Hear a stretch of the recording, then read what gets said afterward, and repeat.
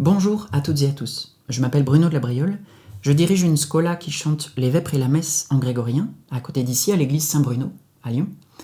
Et aujourd'hui je souhaiterais poser la question de pourquoi et comment écrire une partition grégorienne. Dans notre pratique de chant, ça nous arrive assez régulièrement de retranscrire des partitions à la main. Soit parce que c'est pour les rendre plus claires, soit c'est parce que la partition n'existe pas, ou alors qu'elle ne nous est pas accessible. Alors récemment, on a fait par exemple un Magnificat arrangé à partir de la mélodie du Dio vi salvi Regina, l'hymne corse. On a également fait l'hymne O lux beata trinitas. Et cette semaine, justement, j'aimerais faire l'hymne des vêpres, Lucis creator optime. Et je me suis dit que si je filmais le processus, éventuellement, ça pourrait intéresser quelques personnes. Alors, première question, pourquoi est-ce que je ne passe pas par un logiciel de notation musicale, comme Muscore, comme Sibelius, etc. À ça, il y a deux grandes raisons. La première, c'est que la notation musicale moderne, elle a été pensée pour être la plus précise possible. Elle commande une certaine exécution. Vous voyez, il n'y a pas vraiment la place pour faire autre chose, ou plus ou moins, au point que ça peut presque en être un peu étouffant, parfois. Au contraire, la notation musicale médiévale, elle reste toujours ouverte. Vous voyez, on ne note que ce qui est absolument nécessaire, c'est-à-dire le texte et les hauteurs. Et encore, ça c'est pour ceux qui ne connaissent pas déjà par cœur. Mais tout le reste, c'est-à-dire donc le rythme, les couleurs, le timbre, l'ornementation, l'improvisation, tout ça reste libre. Il y a des tas d'hymnes qui ont été chantés de façon très différente, selon les rites, selon les endroits, etc., sans que ça pose jamais de problème. Bon. Et la deuxième grande raison de refaire cette transcription à la main, c'est que en fait, ça nous rapproche du geste du moine au scriptorium. Vous voyez, qui prend le temps de produire une œuvre, qui réfléchit à comment présenter les choses. Vous voyez, à quelle calligraphie, quelles enluminures, comment jouer avec l'espace. À mon avis, c'est un excellent moyen de rentrer dans la notation musicale médiévale, mais de l'intérieur. Vous voyez, de comprendre par soi-même pourquoi est-ce qu'on va noter cette chose et pas cette autre chose. Vous voyez ? Et puis aussi, ça donne, à mon avis, de belles partitions qui donnent encore plus envie d'être chantées. Alors, Lucis creator optime, ô très bon créateur de la lumière. C'est une hymne des vêpres dont le texte remonte au premier millénaire. Alors il y a bien une partition dans le Liber Hymnarius de Solesmes, celui-ci est sorti en 2019, mais elle m'inspire pas grand-chose. Lucis creator optime, lucem dierum proferens, primordis lucis novae,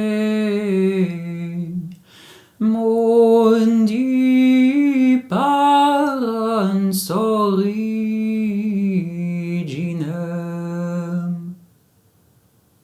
Le fait est que dans l'antiphonaire de 1960, il propose trois tons différents, ad libitum comme ils disent, c'est-à-dire si on veut, on peut chanter le ton qu'on préfère.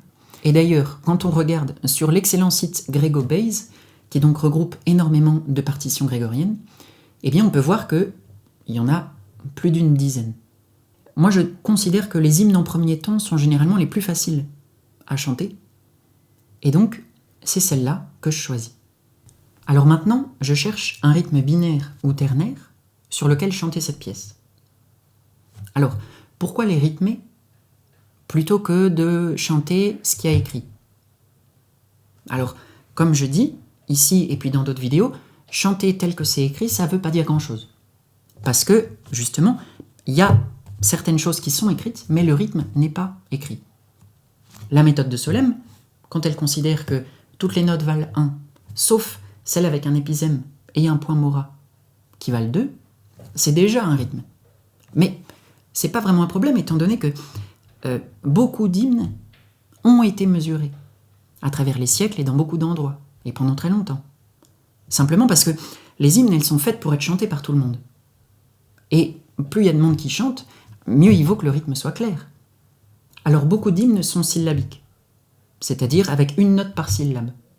Donc là, tout simplement, c'est le rythme de la prosodie. Par exemple, ça peut être le rythme iambique, donc brève longue. Donc par exemple, comme l'hymne de notre petit disque Ad Cenam. Donc c'est Ad Cenam Ani Providi. Ou alors ça peut être l'inverse, ça peut être aussi longue brève. Donc par exemple, Tantum ergo sacramentum. Voilà, ça c'est la prosodie du texte latin tout simplement. Mais dans les hymnes mélismatiques, c'est-à-dire avec plusieurs notes par syllabe, eh bien là, il s'agit de trouver un rythme qui crée du mouvement dans la pièce, qui lui donne de l'énergie tout en respectant le texte, les accents toniques, la modalité, etc. Pour moi, ce que je fais, c'est que je la chante encore et encore, pour moi-même, quand je me déplace, quand j'arrive pas à dormir, jusqu'à ce qu'un certain rythme me paraisse approprié, organique, presque naturel.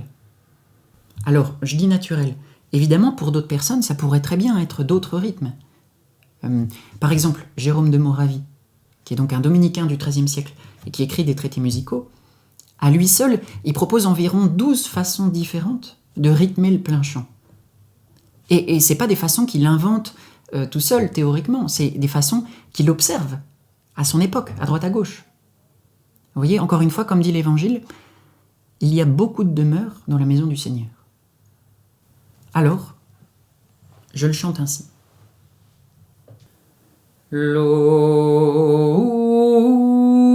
Lucis Creator optime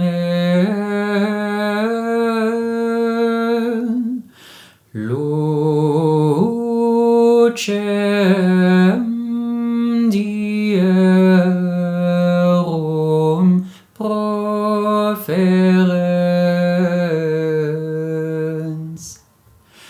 primordis lucis novi mundi parens originem.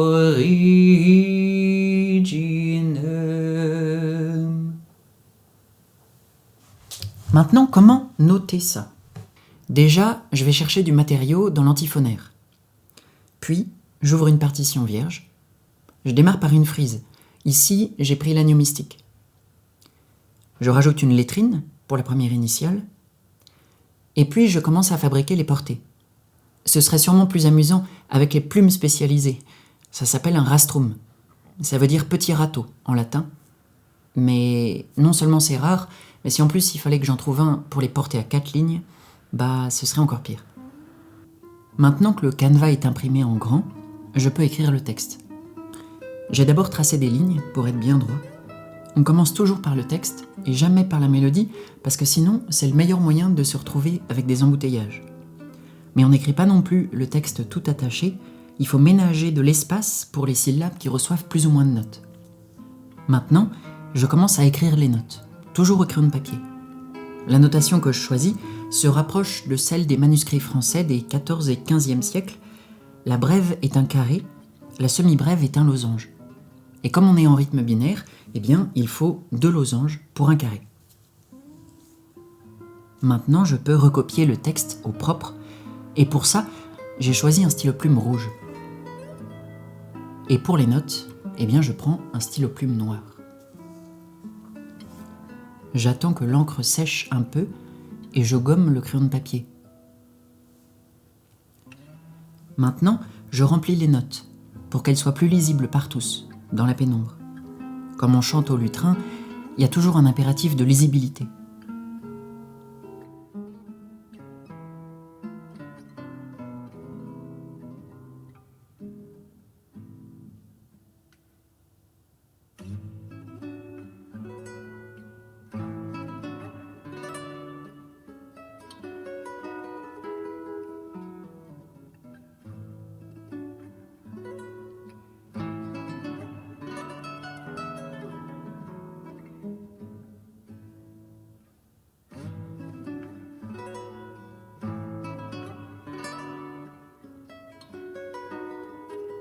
J'en profite aussi, du coup, pour empâter un peu les lettres du texte.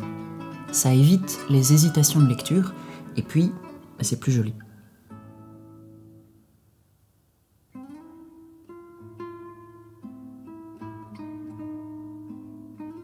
Naturellement, la calligraphie des moines est à 100 km de la mienne, mais bon, il faut bien s'exercer.